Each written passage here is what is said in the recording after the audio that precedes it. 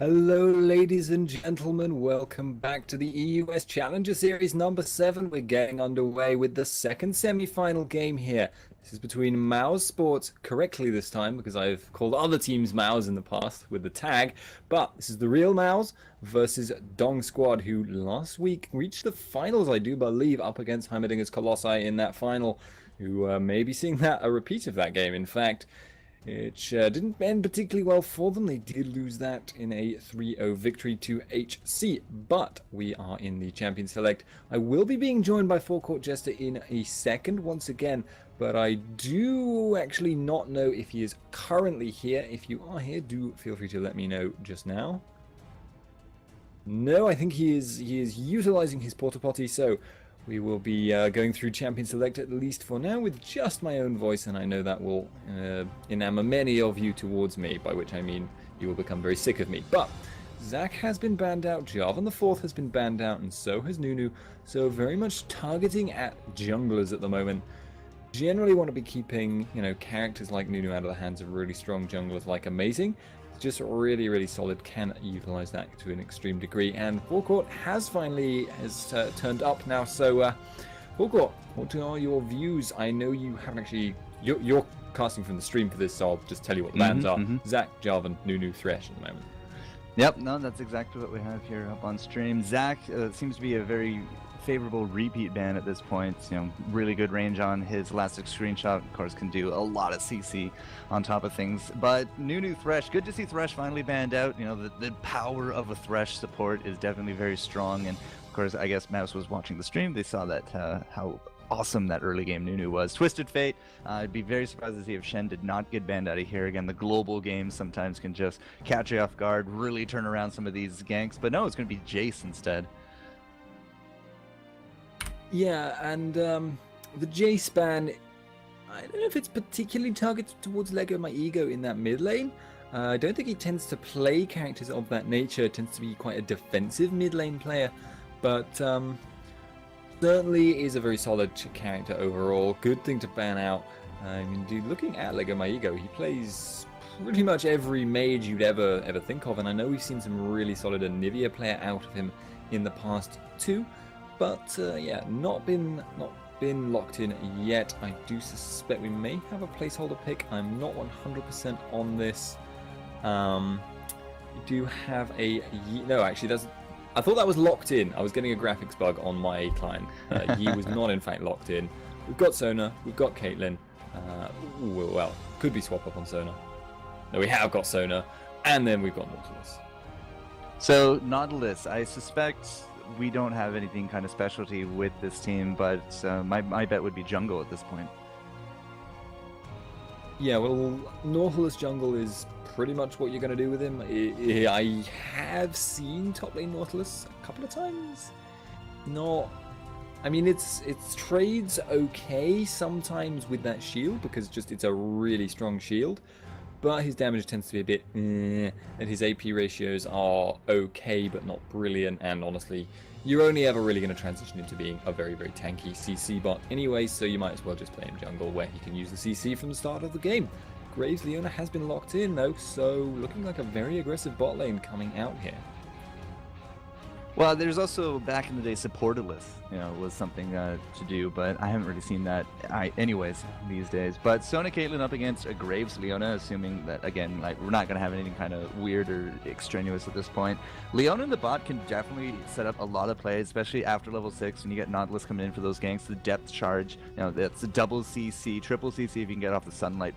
And Sona, Caitlyn, they got a lot of long range in that combination, but the only escape mechanism really there is the net. So if we do get that kind of combo landed, it could be anywhere from a single to a double kill. Yeah, it's tons of CC, tons of burst. It's the freight train bot lane, and that's scary to go up against as Sona, because you are the squishiest support. In fact, the squishiest character in the game, I think. Certainly in the bottom 3, and that is, not something you want to run up against. Wouldn't be surprised to see them run like health quints or armor quints, something like that, or skipping out on the goal for that Sona, because it's just a very scary lane to go up against. And we are now seeing that Elisa and Sejuani has been locked in. Also got hovering over the Yordle team here. We've got Kennen and Ziggs being hovered over. I'd be quite surprised if Ziggs was the choice, though. He's a little bit dodgy. He has a lot of damage at poke, and there we go. Swapping that to Orianna. We will see if they lock that in. 5 more seconds to go. It's looking very much like an AoE burst composition. And there we go. We do have a full lineup there from Dongsquad. So yeah, Sona, I think the typical mantra is that she has about the same base health as a minion. So, you know, rocking in your rune set, I know whenever I play plus 78 health you can get from the health quints.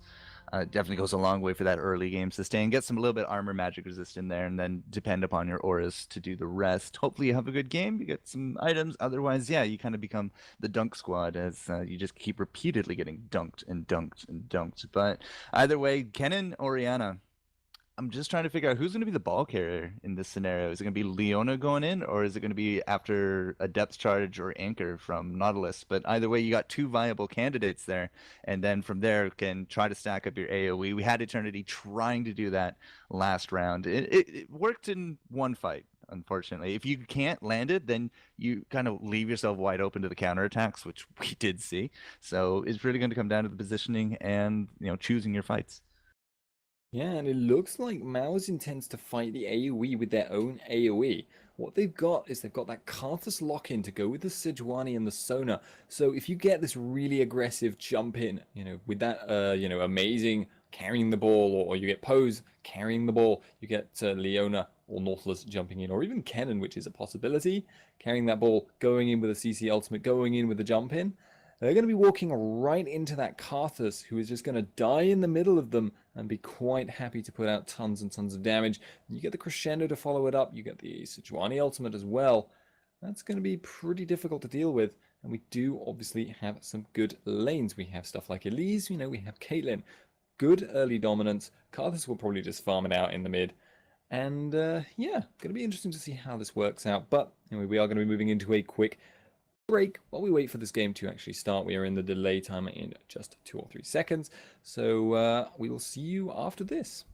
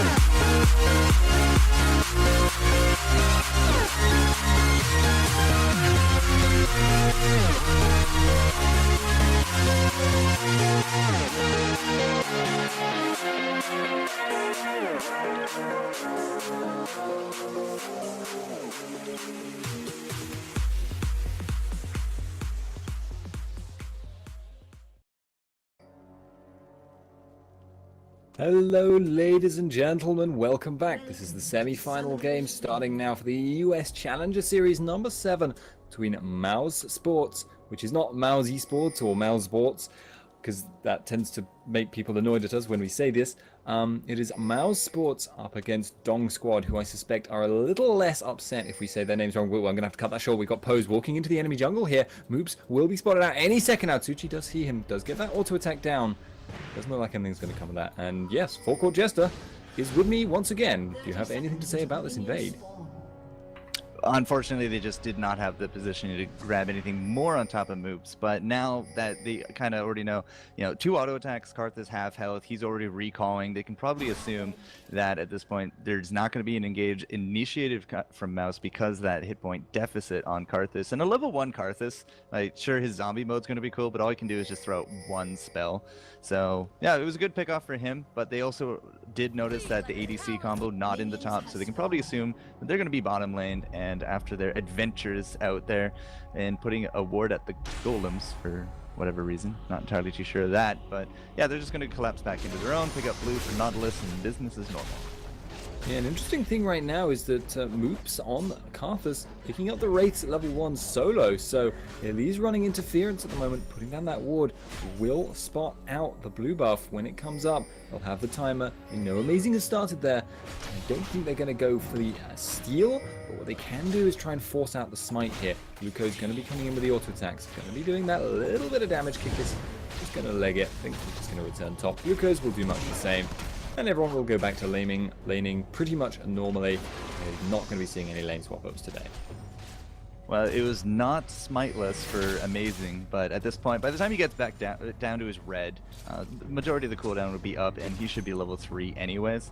So it's not a huge deal if you don't get that smiteless. Would have been a bit, more useful just to start visiting lanes a bit quicker, but hardly the worst thing to do in the world. But Moops, he's already used 2 of his health potions because he did start off with those Wraiths. He looks for that level 2 advantage against Lego My Ego. I actually assumed he would have a flask if he was going to do that, but 2 health potions burned already. He's going to have a bit of a rough time sustaining past the 4-minute mark unless he goes home. Yeah, and that's probably, if he's forced to go home, a minute or 2 earlier, that's going to probably cost him more than the Wraiths were worth. Still, he is going to be in a relatively passive lane here. It does look like Orianna's going to have a little bit of difficulty harassing him out. That being said, it doesn't take much harass before you can start to have serious problems with so few pots. Sejuani is in the bottom lane right now. Gone in via that brush sneak. She is not visible yet. Tsuchi and Pose, though, they are feeling very afraid, and they have pinged out where Cyrus Q actually is. Don't know if he's going to go for it. Doesn't look like it's going to be. Now we did have the 1 ward started by the dragon, but they kind of assumed she was just there. Really good play, just not getting caught out by that. Red and blue on Nautilus, and he might visit here mid. They do have ward here out by the golems up here in the Wraith bush as well, so they are going to see Saris there, and that's going to either be forcing some damage here or just trying to chase away Sejuani. Well, there goes that anchor. They're going to engage on this. A little bit of damage, and now I guess they're just going to be content to steal off the Wraiths. But had Orianna actually committed a bit more to that, might have been a bit more of a damaging strike, a possible first blood even. But the farm at this point is just a little bit too important. Yeah, and we did actually also see in bottom lane quite a lot of damage going down on AOD, very, very low. Did not get killed though. We only saw the ignite used from Leona, so actually also the flash and the exhaust used by AOD, so good trade there for that bottom lane. It's scary, and Cyrus Q is getting kind of pushed around in his own jungle at the moment. It's nothing too huge though. I don't think there's anything he actually stolen there. It was just, kind of, I'm in your jungle, what are you going to do about it? It's Caitlyn, continue pushing the spot lane now. Going to be still very much equal on CS at the moment. A little bit curious though, if Caitlyn is going to be trying to start capitalizing on an advantage, Caitlyn being that early game carry. Also, we do have Nautilus heading towards them. Now that ward does not have a lot of time left on it. I'm not entirely too sure they timestamped it or if they timestamped it correctly. Good timing, however, from the Leona combo. Unfortunately, again, that ward did spot him out, so they did do their escape mechanisms. They didn't get engaged upon here. Again, just really good play coming out from Mouse. Nice and safe. That is an immense creep wave pushing down. So even if this does turn into a 3-on-2, the creeps, like that many caster minions, you hear the joke all the time, caster minions OP, that would have been a big factor there. So no engages basically from anyone. Here comes Saris, however, with that Spirit Stone. Now we do, I think we did see that with the ward though, so we're not going to be pushing up here from blue. Yeah, and that's going to mean that if you know, having CyrusQ in the area is just going to mean that it's a lot easier for that bottom lane, for that Caitlyn, for that Sona to push up really aggressively, because they knew Nautilus could still be there, but he wasn't, and that just gave them the confidence to kind of be pushed forward. If he had come in, they would have just had a 3-on-3. And on the defensive, there was no way they would have died. They could continue to get aggressive poking, and that could have worked out pretty well for them. As it happens, though, a little bit of time wasted for the Sejuani. Not going to be too big of a deal, though. We do have Nautilus returning, though. Amazing does now have only a machete. And actually, we've got the Zenith Blade landing. He's going in. Tsuchi putting down the damage. Has got the buckshot, but no follow-up CC here. They've only got, you know, another 3-4 seconds on that Zenith Blade. Not going to happen. Just going to be returning to farming instead. So it was a good attempt, you know, Leona just, again, landing any kind of damage she can. She takes relatively very little counter because of the shield, and at the same time it creates that mentality of zoning. So Suki, he's going to be able to just keep farming. They're neck and neck in terms of the farm bottom lane anyways, so it's almost like a grudge match. Who's going to try to force each other to go home sooner, get that extra little bit of advantage. Kikas, however, top lane is now level 6. Glucose is going to be taking a good amount of damage out of their pokes. They've been poking back and forth. Glucose actually been doing really good timing on his stuns, because almost every time he gets hit by the cocoon, he actually has a 2 or 3 mark ready to go, and he can actually negate a lot of the gap close by throwing off that last stun. So they're pretty much neck and neck as well, top lane, 46-50. Yeah, it's very, very much a skill matchup.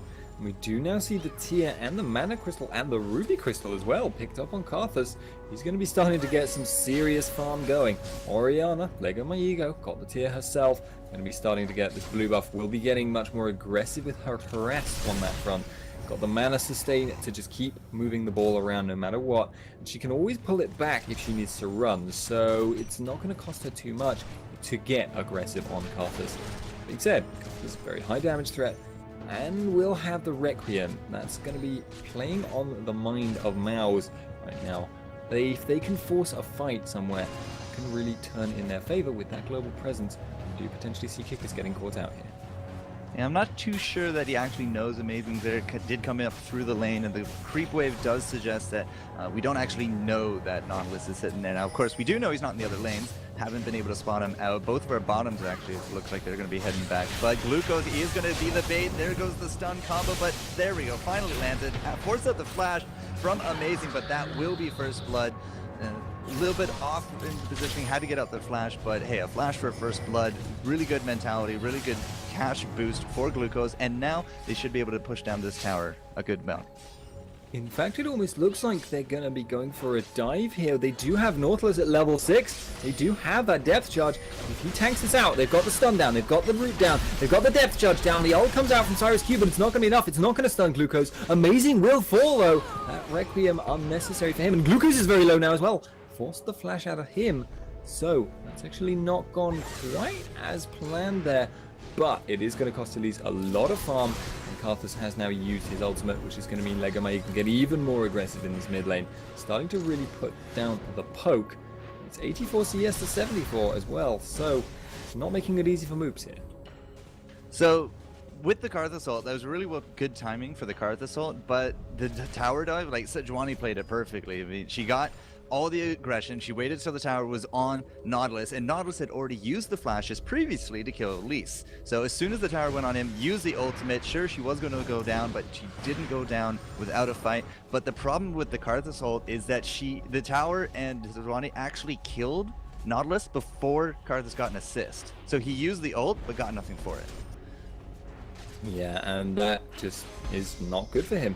Like I say, if you don't have an ultimate available that's useful in a trade scenario, that means you can be, threatened with an all-in by someone like Orianna. That's dangerous. If she gets him low enough to all-in, she will just straight up use the shockwave because she knows Requiem has a massive cooldown. She knows he can't really follow up in that kind of bursty scenario, and then you see a little bit more burst coming down, a little bit of damage trading. Shield comes back down to Lego My Ego, and that's going to put him a little bit further ahead. Karthus, however, is starting to really farm out these jungle camps. Not sure if it's going to be enough to make up for the farm he's losing to Orianna's harass, though. Well, that's also another thing. You got to stand still in order to ult, and Lego My Ego can just kind of bully that around at every chance he gets. He is also zoning out Moops at this point, and as you said, a little bit of a farm discrepancy has come in, but 5 at this point, hardly the end of the world. I'm more interested, however, in that Kikis is coming back to top lane with a full-out Spirit of the Spectral Wraith. Indeed, and we've also got an angry boar here. The ultimate comes down from Glucose, but he has been stunned out with the cocoon. That's going to be actually using the marks, and that's going to mean a dead Kennen. So, Pikachu gets taken down, and that is going to mean a dragon timing call here. Amazing will tank this out. Tsuchi will do the damage. I think this is going to be a free dragon. Not much that can be done to contest it. Moops is obviously not strong enough. He's just going to, what could he do? He could walk in and die, but I don't think he has the damage right now to take people down 100-0. That being said, again, CyrusQ and Kikis going to be pushing down this tower at top. Not sure if they've got the damage to take it down completely, but there's a serious threat here that they're going to take a lot of damage out of it, and they don't really want to lose the tower quite yet, I feel. That's a serious risk for them at the moment, though. Glucose should get there in time, I think.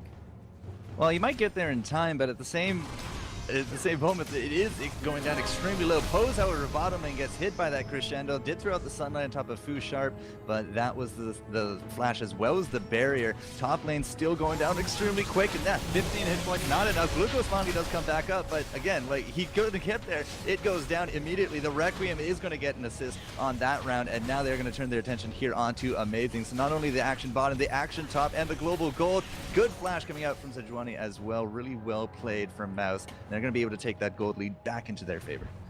Yeah, now we have 2 assists on that Karthus, and he's actually equaling Orianna in farm.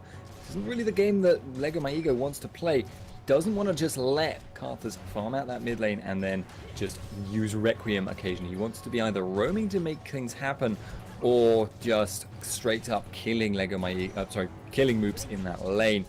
Bot tower goes down, Tsuchi will take that out, and so that's a kind of top and bottom swap, and that's not going to be as bad as it would normally be. If you lose the top and bottom normally, then whoever gets the bot tower gets the dragon control, but obviously dragon is not currently available. It will respawn what in maths. My maths is always terrible under pressure. 17 minutes and 19, I think. So yeah, good setup there, but it is now going to be very much a roaming game, and I feel the moment, at the very least, the Pain Train, the AoE, the sudden CC, and burst that is going to come out of Dongsquad will have an advantage. So giving some assists here to Karthus, I mean, he is going to be more valuable to his team without even leaving lane than Orianna will at this point. But every time that they go for the Requiem, it's going to be up to Orianna to just kind of get her licks in at that point. Robbing the towers is going to kind of force a little bit more roaming, as you said. And it was a trade off the top for the bottom, but the Dragon is really the key difference there in terms of the global gold. And basically the teams, because of all of that, are neck and neck in terms of their cash money situation. So Karthus, he did go back. He now has his blue. He's going to be farming up a storm. He has the tier. He's going for the Rod of Ages. Typically, if you can get a Rod of Ages, 14 to 15 minutes, then by the 23, 24, 25 minute mark, you will have that full powered Rod of Ages, all the tankiness coming in for you. And if we can do that here for Moops, he's going to be in a fantastic position to transition into the mid. But it does look like we're actually going to be seeing a timing push coming out of Dongsquad here. They've got 3 men on the bottom lane already. The other 2 heading towards it has been spotted out by that Banana Brush ward. That's going to mean that Caitlyn, Sejuani, and Sona will have a heck of a time trying to hold on to this. They're going to be engaging under the tower. Quite a long way off, though. Pose will put down the burst, though, and Crescendo goes wild. Lego My Ego goes for the shockwave, but the Sejuani counter is actually going to ruin her. She gets destroyed by the tower, and that actually was a brilliant ultimate from CyrusQ. And that may stymie the push. Karthus is going to be coming in soon. I don't know. Are Dongsquad going to be staying in or backing out? It does look like they choose to back out here. Elise is pushing top, and they want to stop that. So AOD at that point, I mean, he basically got 100-0 without even able to move. That's the power of Leona coming into this. Leona, Grave able to land a lot of damage. And did he actually use the collateral? Yes, he did. So again, like 100-0. But the problem here is that Dongsquad put a lot of pressure bottom, and now they're kind of paying for it top. Half hit points, tier 2 tower here from Kikas. Now, also in the last fight, we did have the command shockwave go on from Lego My Ego. Very sharp reflexes from Fusharp, because he immediately netted, did not get hit by that, and then of course Sejuani's ultimate coming in, the Glacial Prison, extreme counter right there. So overall, Mouse seemed to be in a bit of a better situation when it comes to these fights, but at the same time, yeah, it was really going to come down to the towers going back and forth for the cash. Yeah, so now we've got Glucose in this top lane, heading off Elite again, and it feels at the moment like Kikas' intention is to just stay in the top lane almost indefinitely. Has got that Spirit of the Spectral Wraith, which will actually give her significant sustain. It's not something you normally think about on Elise, but Venomous Bite will proc the full spell vamp for it is a single target ability, plus it is manaless, so that could be adding up over time, and Kennen is going to lack sustain by comparison. Has got that Rejuve bead, which I think he will probably just eventually sell. We are seeing Amazing coming around though. That has been warded out. Kikas playing the split pusher. Just going to be continuing to pressure, force Amazing to react, or just push down the tower yourself. And with Elise, especially near jungle, I mean, her repel can definitely get her out of some sticky situations. She's currently not in a favorable spot for that, so she'd probably have to burn out a flash if she did get 2-on-1. But as you said, with the Spectral Wraith, you got cooldown, you got mana regen, you got spell vamp on top of that. And if you do want to go in for a little bit of counter jungling, another 25% damage never hurts. So Karth is finally picking up the Rod of Ages, 16, almost 17 minutes. So the full power of that's going to be a little delayed, but the bigger pickup here is Caitlyn. Caitlyn just picked up an Infinity Edge at the 17-minute mark. That is not spelling good things for the upcoming fights for Dongsquad. And that being said, we do have Graves with the full Bloodthirster has been picked up for a while. It's fully stacked. He's got 900, nearly 1,000 gold in store. He could potentially look to build that last Whisper early, and that would start to be a really terrifying amount of burst to come out of him. We are going to be seeing this dragon fight now.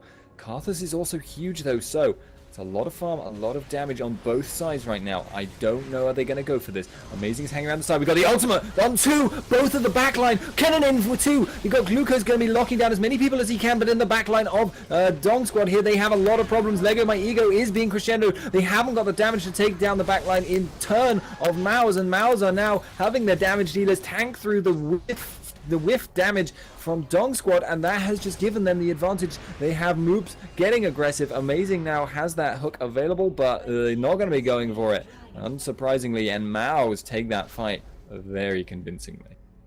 4-0. You threw a dragon on top of things. All of a sudden, the cash nowhere near as equal as it used to be. But again, like, some of the items coming out for Mouse are just going to be absolutely trumping in some of these team fights. For example, the Infinity Edge steals crits early. We do have an needlessly large on top of Karthus. I think he actually got a double in that round. No, Kikas actually got the double from Elise. So all of a sudden, like, all these assists, all these kills, and now finishing off even more items before the 20-minute marks. As I said, Mouse, in terms of fighting, seem to be in a better position. Yeah, and that's not something you really want to go up against. We have got Tsuchi getting aggressive on Fusharp in bot lane, but he's tanking quite a lot of minions here. He does have that Bloodthirster sustain advantage though, so if he can keep that health up, and then obviously Pose coming in from the side, if he can land that ultimate, which should be coming up shortly. Smokescreen slowing her down, the net comes down as well. Pose is available. Is the ultimate long enough range? It does pop the stun. That surely is going to be a dead Fusharp. He has flashed, but the ultimate, the W there from Pose, will pick up that kill. And that's it's not gone so well. That was just a really good capitalization. I mean, sure, we had to throw out the ultimate there from Leona, but they were able to shut down Caitlyn, at least in terms of her farming for a little bit. This will let Graves get even more farming. He's up 2-1-1. He's actually out-golding Caitlyn, despite the well-being of Mouse as a team right now is actually not really being applied to Caitlyn in terms of this matchup. So that was just a good capitalization on their part. We also didn't have really any of the cooldowns ready for Caitlyn. She had the one net, and then she was kind of out of mana to do anything else, but she also burned out the flash. So it's just win-win-win, that trade-off for Dong. Yeah, and we are starting to see, as you mentioned, very key pickups coming in got that Rod of Ages, as you predicted now, I think at full stacks. We have also got that tier getting towards full stacks on Karthus. He is starting to get really quite scary here. Elise still pretty much as she was, has gone for that Negatron cloak, so yeah, she's just looking to be a real pain to Glucose, because if she can keep him out of those team fights, that big team fight ulti, just by split pushing and pressuring, that's going to make life very, very difficult for Glucose to get to the place he needs to be. And obviously, if you can't stack those AoE ultimates, that's going to be a big problem for you. And we do have Lego My Ego not getting Wall of Pain. We'll be walking out. Doesn't look like there's too much coming in here, although this could be a big push in mid from Mouse. So looking at Elise with that Negatrons, it's very likely that's going to be an Abyssal, because not only will that give her magic resist and the ability power, but it's also another 20 negative magic resist. And we do have the double AP in this team comp from, well, triple if you want to look at Sona, and well, maybe quad if you want to look at Sejuani, but they're not really there for their AP, they're really there for their utility. But with the Haunting Guys and the Sorc Shoes and an Abyssal, that is quite a bit of penetration being applied, not only for Elise, but the Abyssal will also help out Karthus in a lot of those team fights. And you always want to be fighting on a Karthus, because when he dies, he just gets that defile, and your hit points just absolute die. Yeah, over an AoE kind of area, Karthus in the late game can put out more damage than an AD carry. If he's hitting 3 or 4 people, obviously focusing down 3 or 4 people, though, isn't the same as focusing down 1, because if you concentrate your damage on a single target and blow him up before he can put any damage out himself, that's knocked out their damage source. That puts you in a good situation.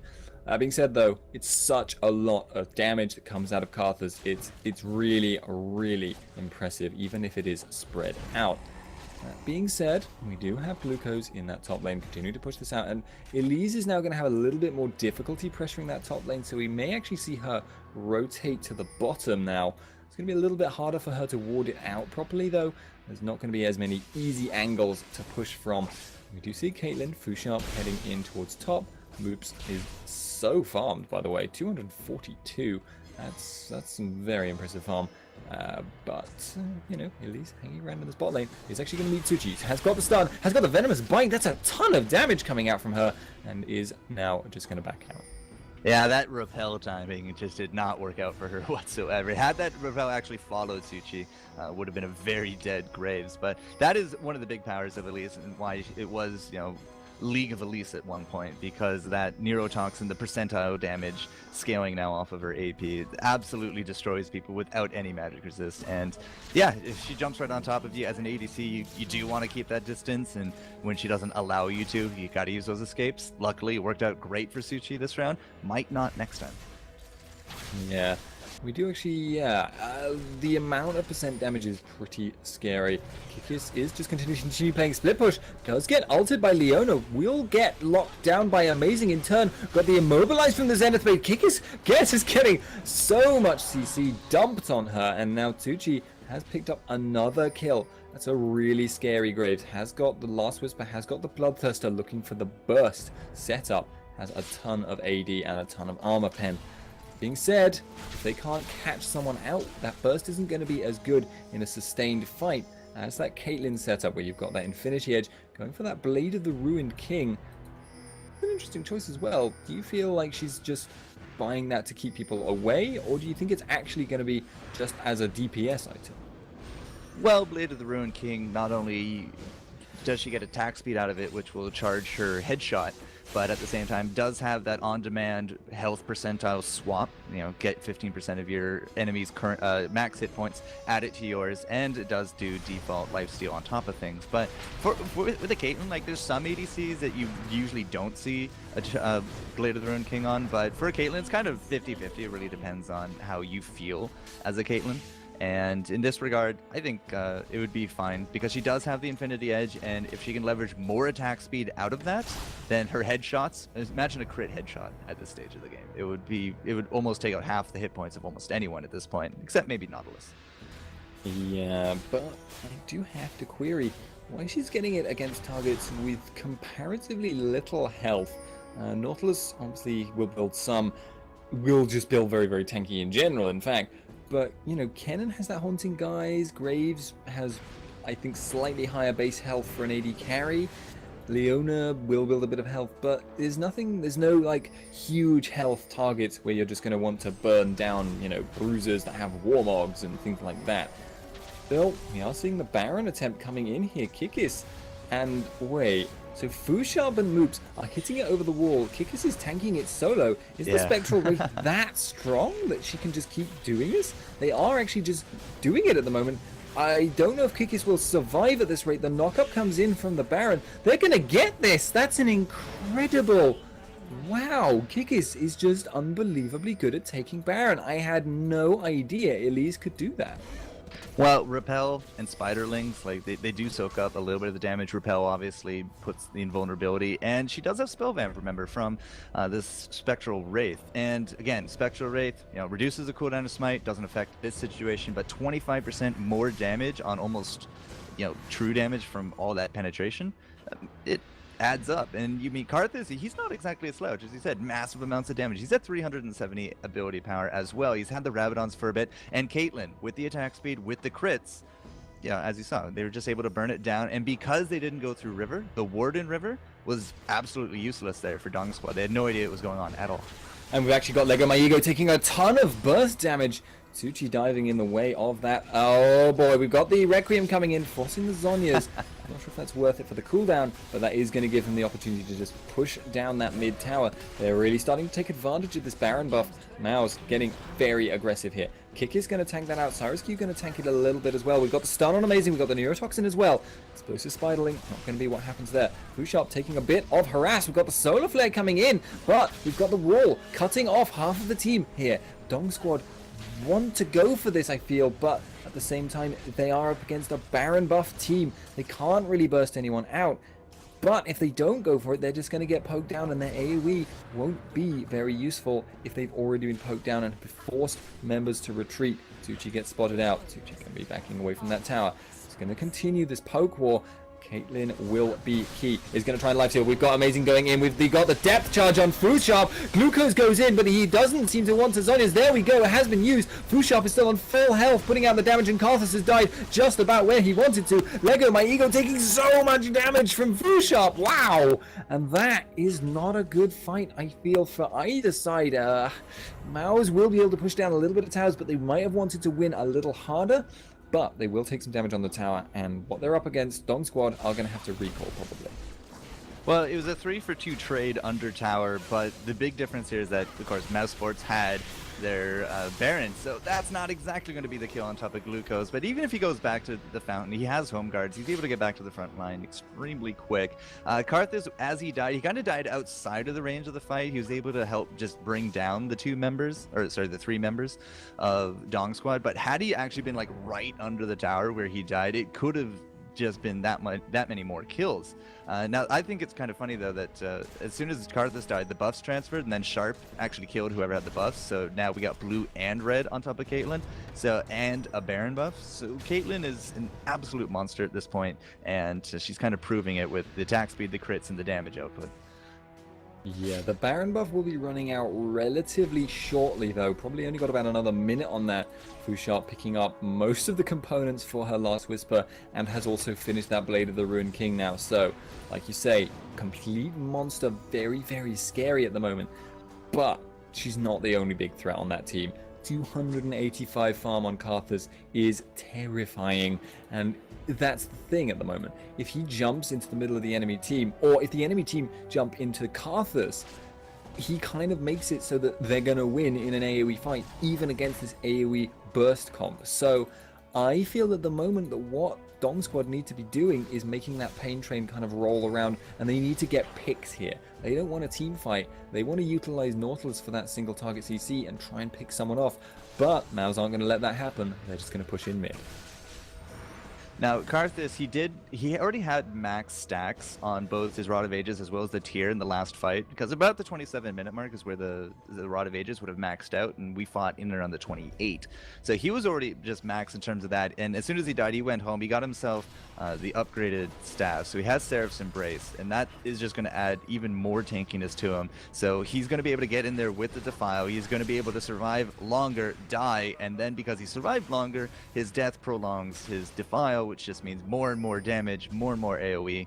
And as you said, Dong, they kind of do need to pick off someone, but Mouse is not going to make that easy for them. And like the comp, other than just Leona, like if they do blow off a lot of steam just trying to get off those solo kills, it's going to really hurt the counter attack because they won't have as much AoE to do it. So they got to be careful if they do.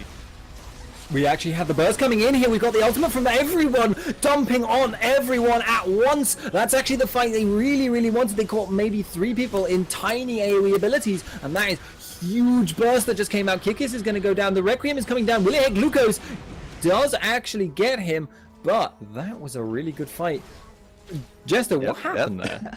Well, they did exactly what we just talked about. You know, they have to choose when they want to unload, and they unloaded perfectly on top of Mouse. They didn't unload all their AoE on one target like we saw in Eternity versus Heimerdinger. They caught 3 of them, and then they were able to clean up from there. Now, it's unfortunate that we didn't actually have the Zonias ready for Glucose. They actually used it a little bit before that, but that could have been easily a 5-for-0 for Dongsquad. And again, AoE. You clump up, you get AoE, it's not good for whoever's on the receiving end of that, and Dongsquad did that extremely well right there. Yeah, it's one of those kind of powder keg teams where even if you're significantly ahead, even if you've got that huge threat in the form of Caitlyn, it can still backfire very, very quickly. Actually, I have a funny feeling this is a composition that was mentioned as one of the kind of possibilities for the Chinese All-Stars, running a very heavy burst kind of mobile team. It's a possibility anyway. I'll check that up later on, I suspect, for my own curiosity, but Baron will be respawning relatively shortly, I suspect. Within 60 seconds, I believe. Yeah, so that's probably going to be the next point of contention. And who do you feel is going to come out on top? That last fight was not the way we expected it to go. I think it's just anybody's game at this point. I mean, it's 13-12. The cash difference is less than 3,000, and you know, Dongsquad just showed last fight that, you know, if they do catch Mouse in that position where they can affect 2 to 3 targets with their AoE, they absolutely get melted. So Mouse is really going to come down to their positioning as well as their timing on a lot of these, like, because they can probably pick off no problem, but you got to get a lot more from Dongsquad in order to get those single kills. But if they can get those AoE kills, then it's definitely going to go their way. I mean, last push was 2 towers and a dragon after 5 kills. Now they're putting up the Baron pressure. If they can get something like that with a Baron, it's going to be another 2 towers and maybe even inhibitors after that. So it's really going to come down to Mouse not to get caught, because I feel if they don't get caught, then the game is theirs. Yeah, and right now we just saw Tucci showing himself at that bot lane. He knew he had to clear out that wave because it was going to build up and be a real problem for his team. But Mouse have taken that advantage. They are going to be being very scary around the Baron. They haven't actually started it. And now Graves was in the mid. Will get that to push. In fact, most of the lanes are snowballing, but Cyrus Q is going in. He has got that Arctic Assault down. Amazing is in the middle of them. They aren't actually blowing the ultimates. Crescendo comes across. The ultimate from Sejuani hits 5. The shockwave hits only 2. Lego My Ego is being chased down by Kikisuchi, trying to put down the damage on him. He's going to take out Moops, but Moops will still be alive and putting down damage. Glucose has got nothing. He's just getting blown up. Requiem comes down, and that is not a good fight for Dongsquad. Amazing is left to run for his life, and that is not the setup they wanted. That is not the result they wanted. Kikis will continue to chase Amazing here. All the rest of the team takes Baron. Amazing going to try and recall. He's been spotted. I don't think he's going to live through that. No, there we go. Clean ace for only 1 kill. And again, like you say, anybody's game.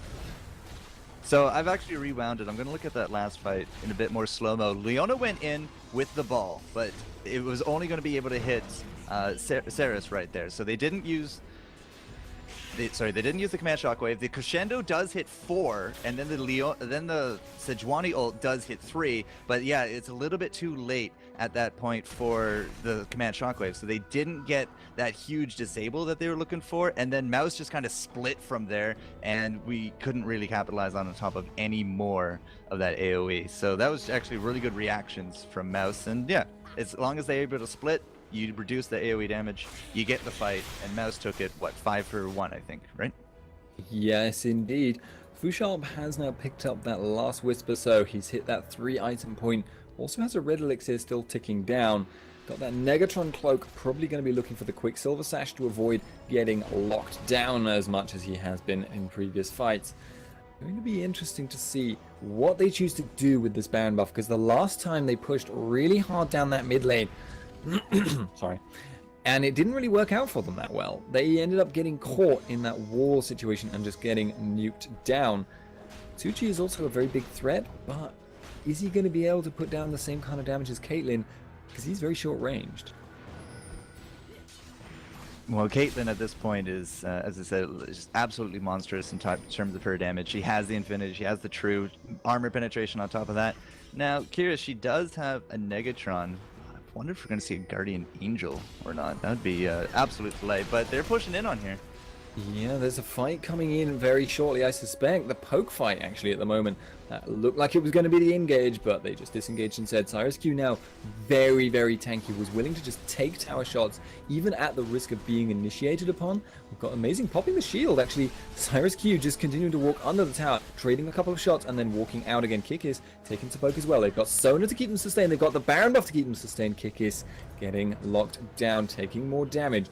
That wave in top, that wave in bot isn't really pushing too hard. The wave in top will get neutralized by the tower, so neither side really has to do anything other than push in this mid lane. We're seeing the aggression, we're seeing the wave clear, amazing. Continuing to put this across, we've got the buckshot going for this. The poke on the tower, CyrusQ is under the tower as well. Pose takes a bit of damage, but they are still here. Now tanking the shots. We've got Caitlyn trying to finish it. They have got that tower. Solar Flare comes down. The flash comes out. The crescendo across. The shockwave down. CyrusQ is getting nuked with the depth charge for some reason. And now Tucci trying to put the damage. He's going to be getting focused down. Roops will take him out. Kick is getting that kill. And I think that should be GG. That should be the inhib. And that should be the game. Yeah, good game, well played are coming out in the chat. Again, another 5-0, but Baron infused, whereas they didn't need the Baron last time for it. Yeah, it was pretty much in stone at that point. And I did misspeak actually. Negatron Cloak doesn't build into a Guardian. It would have been a Quicksilver into a Mercurial eventually had the game actually wandered on. But it doesn't, and Mousesports able to take it 1-0 for the series. I also got to say, though, at 37 minutes in, we have 3 people over 300 creeps. And then Elise at 295 and Caitlyn at 267. That's impressive creeping. I got to give props to them right there. Yeah, a lot of good farming in that game, and obviously you had several characters that were the kings of their respective role at farming. Guys like Karthus, guys like Orianna, just take everything, farm everything all day, every day. But we will be going into the next game relatively shortly. Just need to get all the players in the lobby along with our streamer and spectators. So we'll be going into a quick break. While that happens, we will see you in just a couple of minutes.